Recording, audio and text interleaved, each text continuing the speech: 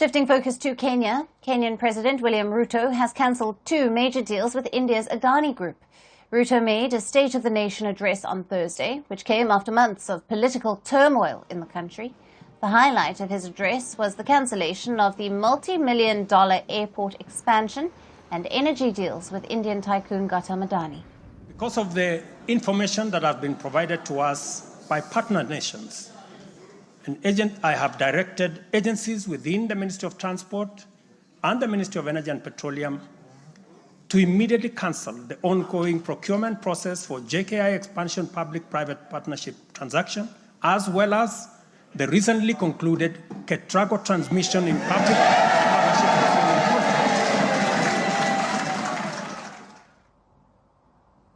Kenya had been in the process of signing two deals with the Adani Group. One included the planned takeover of Kenya's main airport, the Jomo Kenyatta International, or the JKIA, in the capital of Nairobi. The Adani Group was set to invest $1.85 billion in the airport, in exchange for a contract to run it for 30 years. Adani firm's proposals included building and refurbishing airport terminals, improving its taxiways, and possibly constructing a new runway. The second agreement was a $736 million deal with Kenya's Energy Ministry. Now, the deal was to construct power and transmission lines in Kenya. These deals had met with resistance and unpopularity in Kenya. The country also saw protests and strike by airport workers who said it would lead to degraded working conditions and job losses. The deals were also halted by Kenyan courts, but the government had earlier defended them. But now the decision by Ruto to scrap them comes after the founder of Adani Group, Gautam Adani, was charged in the United States on Wednesday for bribery and fraud.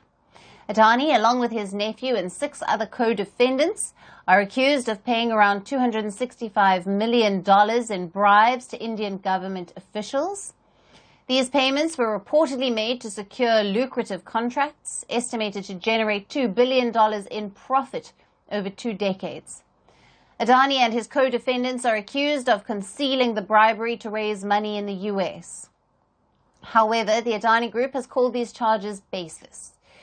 Ruto's announcement of the cancellation of the deal comes amid growing discontent against his administration. Ruto won a hard-fought election in 2022 with the pitch to help the country's poor. But under his rule, Kenya is reeling under a debt crisis and a rising cost of living.